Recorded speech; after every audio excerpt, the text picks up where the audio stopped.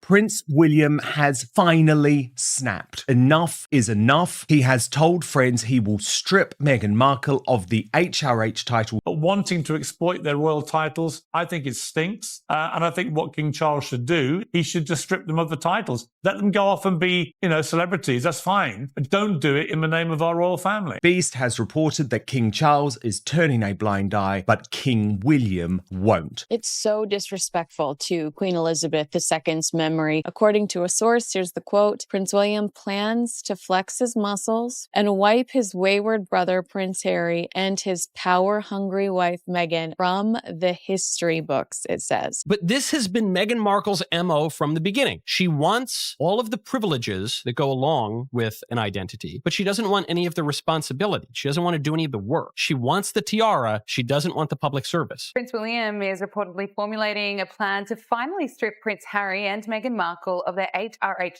titles. The only thing HRH stands for in association with Meghan Markle is her ruthless homewreckerness, I guess. What started as a faint murmur didn't burst into chaos overnight. It slid in low and slow, almost invisible at first, like something lurking just beneath the surface. In the corridors of Westminster, quiet whispers began circulating, subtle but persistent, slipping through private conversations and sealed rooms where decisions are usually made far from public eyes. People weren't shouting about it yet, but the tone was different. Serious, tense, like something heavy was building up behind the scenes. There were hints, small signals, that something massive and undeniable was coming, something that wouldn't just fade away like typical headlines. This situation didn't come with flashy headlines or social media explosions trying to grab attention for clicks. There was no chaotic scandal splashed across tabloids, no influencer-style campaign trying to spin the narrative. Instead, this felt grounded.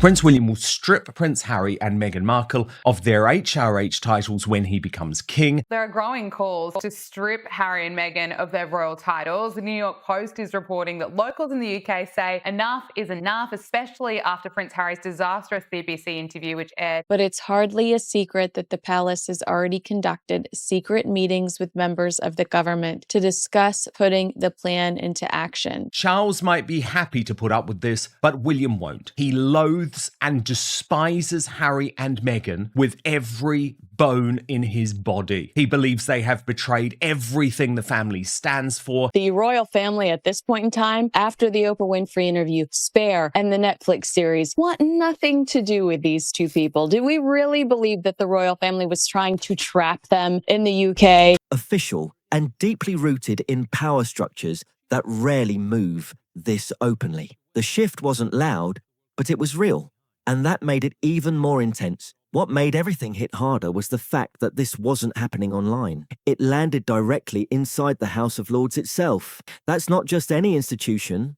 That's one of the oldest pillars of governance, a place where tradition isn't just respected, it's protected at all costs. And now something emotional, something politically charged, had made its way into that chamber, shaking the usual calm order of things. This wasn't about trending hashtags anymore. It was about authority stepping in and making moves. And those moves, they were aimed straight at Meghan Markle. The woman once celebrated globally as the Duchess of Sussex is now facing something far more serious than public criticism. This isn't just people talking anymore. This is power shifting, institutions reacting, and systems that have stood for centuries starting to push back hard. The energy has changed completely. The desire not to have the Duke and Duchess of Sussex ever return has intensified. They don't want anything to do with Harry and Meghan. And this just plays into their victimhood narrative that Prince Harry has been milking since he just quit his job. But I disagree with him. I don't believe that the royal family has any desire to have him back. I'm sure they will tomorrow. I don't have to change anything about myself. I don't need to work. I'm just going to keep doing all the things that I'm doing that have failed. And I'm not going to take any responsibility. I'm not going to suggest that maybe that might be my fault. And no. It'll just all change tomorrow. And it's no longer just about opinion. It's about control and consequences. It didn't begin with a dramatic reveal or explosive scandal either. It started quietly, almost too quietly to notice at first. A whisper,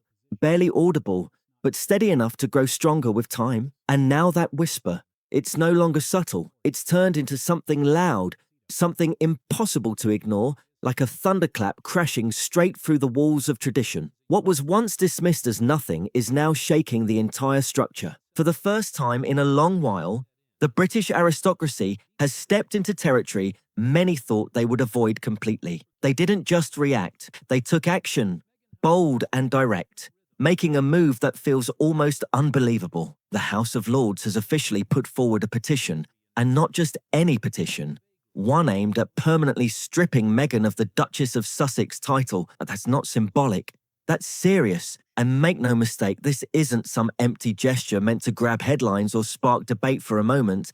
This is structured, strategic, and built within the framework of law and governance. It carries real weight, real intention, and real potential consequences that could change everything Meghan thought was secure. What once seemed untouchable is now being challenged head-on. If you rewind just a few months back, most people would have brushed this off as unrealistic. It's the UK's right to then say and follow the rules that they have. You're not special. You don't get extra just because. And he constantly is living this life of demanding extra because he's Prince Harry. Bro, when you left the royal family, you became some random dude.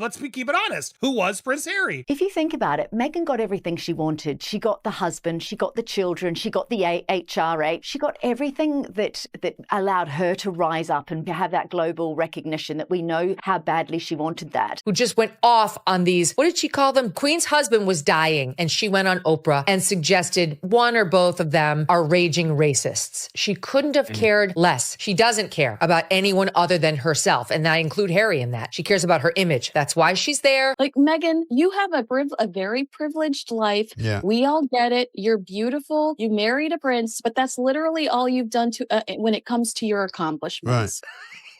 This is a pattern for her. It's not about charity. It's about her image. Maybe even laughable. The idea of something like this actually happening felt like pure imagination, but now that same idea has turned into an official motion, something actively being discussed within the House of Lords itself. This isn't speculation anymore, it's real and unfolding right now.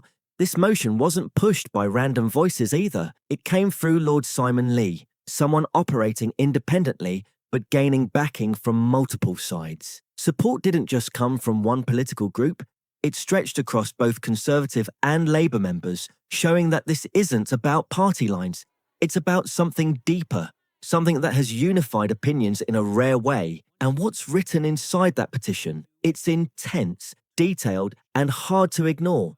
The allegations aren't vague. They're direct and specific, calling out repeated breaches of diplomatic protocol, accusations of mocking royal traditions, and claims that Meghan used her title for personal commercial. Like, she gets this platform, she gets on the stage, and instead of saying, what a beautiful country you have, I'm so blessed to be here, I am courageous, I am brave, like, check yourself before you wreck yourself. You, lady, you sound crazy. She hated being in Britain, she hated being a royal, and then she staged that Megxit, taking Harry in tow, fleeing Britain under a cloud because the Queen had launched an inquiry, an investigation into her bullying palace staff. Only given to working royals and senior members of the royal family, because it denotes a level of I guess, respect in the public, and also it's not a financial thing. Working royals do not profit. They do not use their names to make money. It's an honor to have an HRA. So many people, they want all the privileges, they want all of the honors, they want all the plaudits, but they don't want to do anything. Benefit, every word feels calculated, sharp,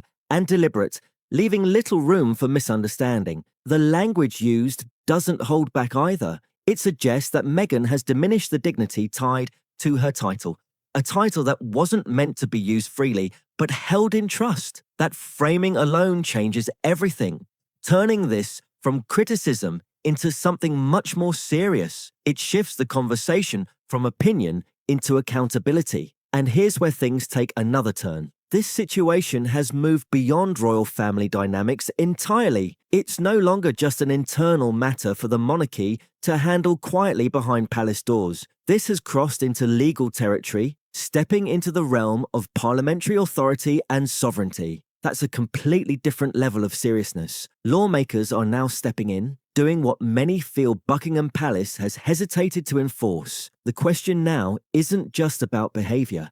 It's about whether consequences will finally be applied at an institutional level. And that changes the entire tone of the situation. What pushed things over the edge?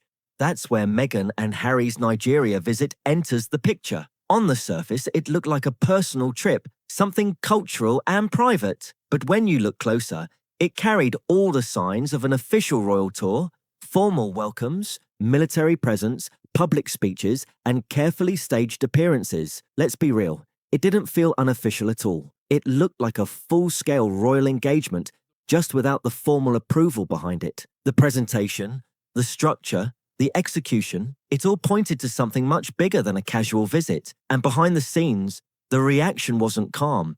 It was frustration, even anger. Government insiders revealed that key institutions, including the Foreign Office and Buckingham Palace, weren't even informed beforehand. That lack of coordination raised serious concerns. To those in power, this wasn't just a harmless oversight. It was seen as stepping into dangerous territory. Acting in ways that resemble official diplomacy without authorization creates risks, especially when it involves international relationships. That's exactly what the House of Lords highlighted. This kind of behavior could interfere with the Crown's carefully maintained neutrality on the global stage. And that's not something taken lightly. At the same time, public opinion has shifted massively, and the numbers speak loud. A May 2025 UK poll showed that 77% of the public believe Meghan should lose the Duchess of Sussex title. That's not just a majority, that's overwhelming support. What's even more striking is that this sentiment cuts across political divides. People from different sides are agreeing on one thing: royal titles carry responsibility, not just status or branding power. And it doesn't stop there. 61% of respondents also believe Prince Harry should lose his titles too. But for now, the focus remains heavily on Meghan, who has become the center of the backlash. Then came a moment that pushed everything further: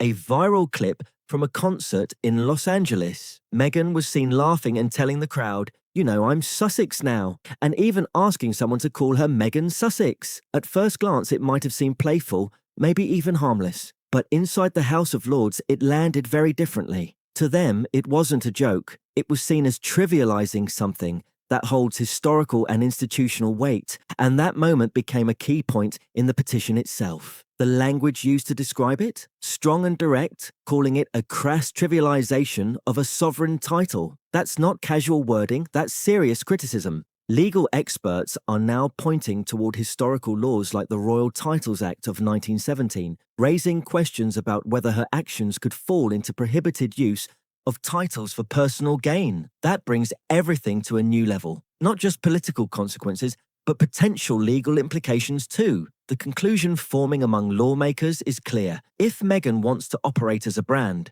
then holding a royal title at the same time creates conflict. And now, this petition stands as the first major move in what could become a much larger shift. The image of a fairy tale transformation from actress to royal figure is now facing pressure from every direction. And this pressure isn't coming from media noise.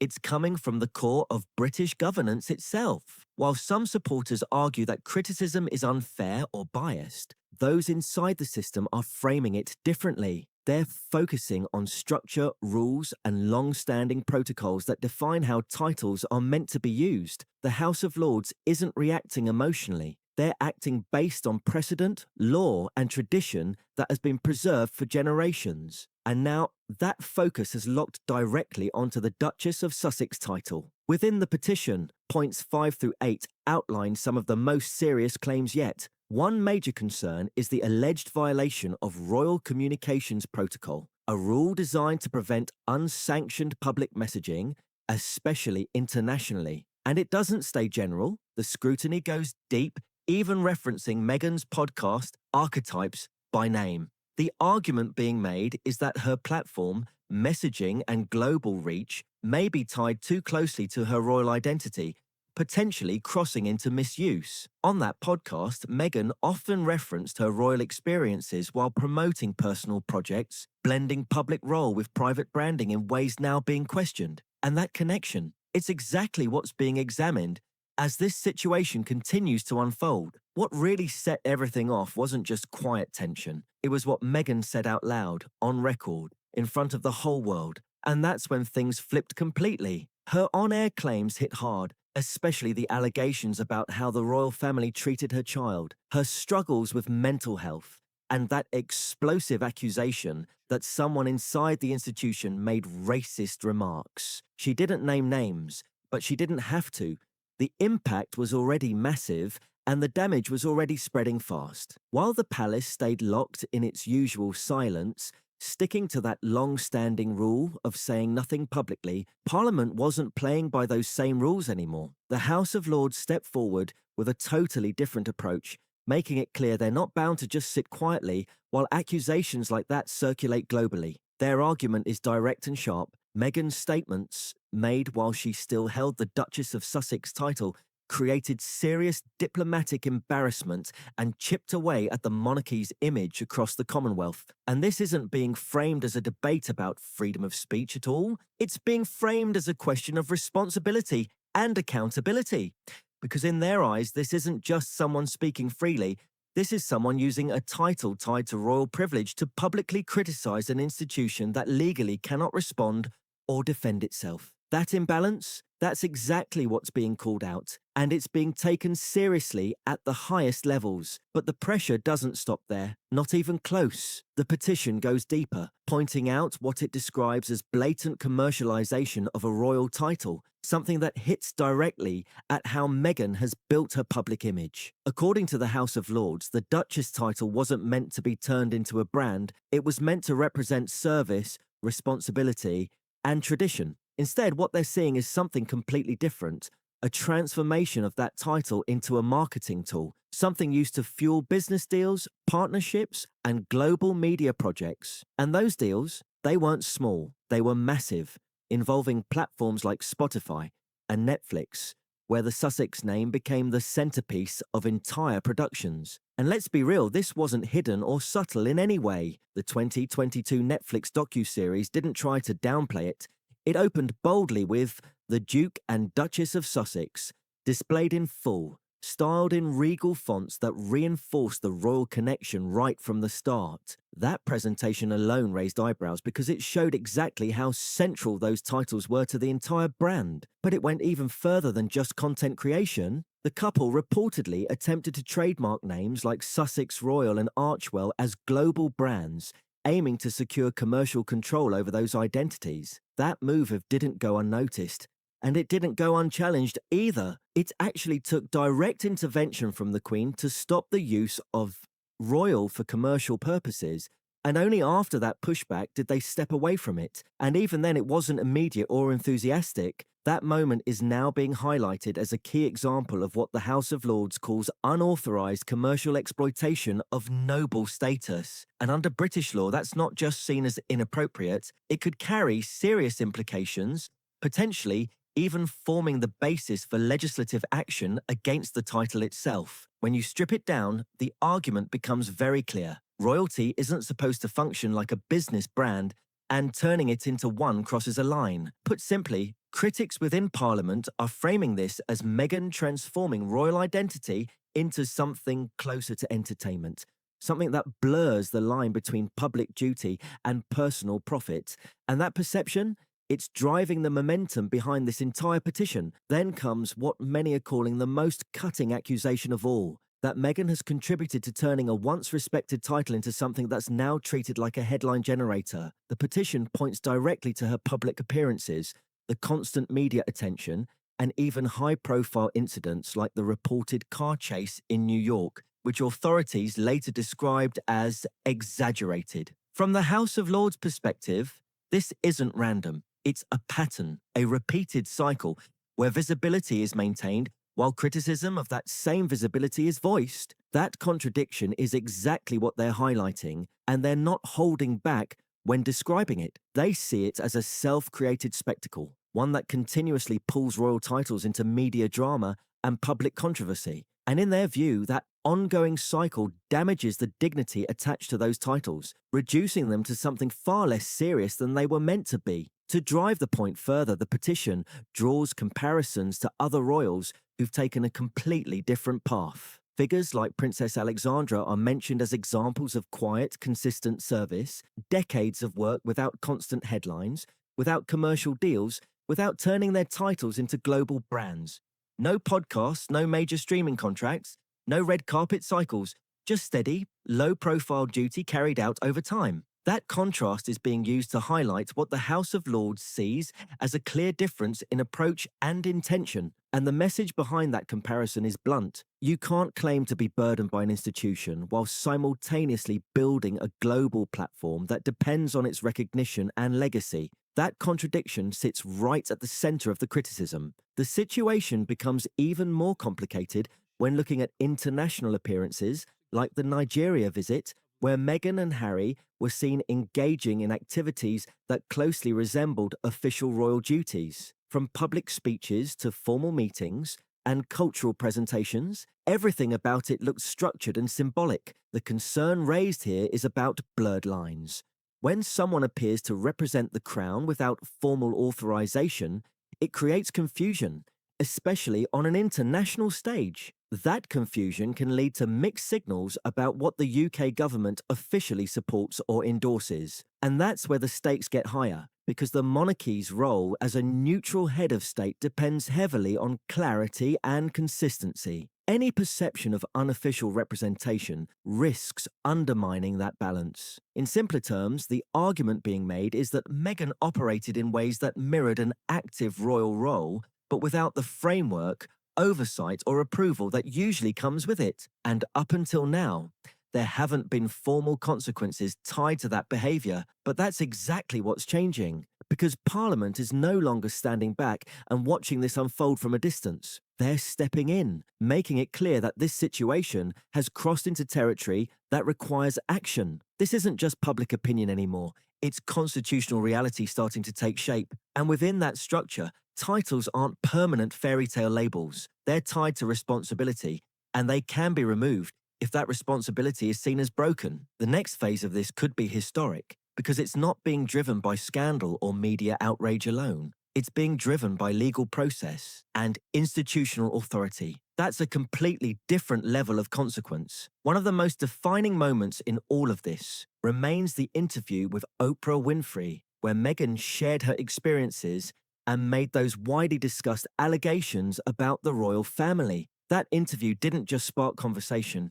It ignited a global reaction that reshaped public perception almost overnight. What followed was intense media coverage, public debate, and a narrative that painted the monarchy in a deeply critical light. And through all of it, Meghan still held the Duchess of Sussex title, which is exactly why this moment is being examined so closely now. Because from Parliament's perspective, that title isn't meant to function as personal protection while launching criticisms. It's meant to represent duty and connection to the institution itself. And that's where they see a disconnect. The argument being made is strong, that instead of stepping away quietly, Meghan used her platform in a way that intensified scrutiny on the monarchy while still carrying its official designation. That dual position is what's being labelled as problematic. The final point in the petition shifts focus slightly, turning attention toward public sentiment, which has played a huge role in building momentum behind this movement. Polls, petitions, and ongoing discussions show growing frustration among parts of the population. The concern raised is that continued use of the Duchess title by someone no longer actively serving within the royal framework could weaken the overall value and meaning of that title itself. That's the broader implication being considered, because right now, Meghan is seen as operating independently, living in California, working on media projects, attending high-profile events, and building a global presence that doesn't directly represent the British monarchy. And that contrast is exactly what's fueling the argument that the title no longer aligns with its intended purpose. The House of Lords is framing this as a disconnect that needs to be addressed, not ignored. At the centre of everything is a bigger question. If royal titles can be used freely without clear boundaries, what does that mean for the institution moving forward? That's why this petition is being taken seriously. It's not just about one person. It's about defining where those boundaries exist. What started as quiet dissatisfaction has now grown into something much larger, a structured effort to redefine the relationship between title, responsibility, and public role. And now everything is moving toward a potential turning point, one that could reshape how royal titles are viewed and protected in the future. The foundation Meghan built, heavily tied to that Duchess identity, is now facing direct challenge from within the very system that granted it in the first place. And if the House of Lords moves forward successfully, that foundation could shift dramatically, changing the entire narrative around it. This isn't just another chapter in a long-running story. It's a moment where institutional power is stepping in to draw a line, clearly and firmly. And those early whispers that once felt easy to ignore, they've grown into something loud, something impossible to overlook, something that's now echoing through the core of British governance itself. Like, comment, and subscribe.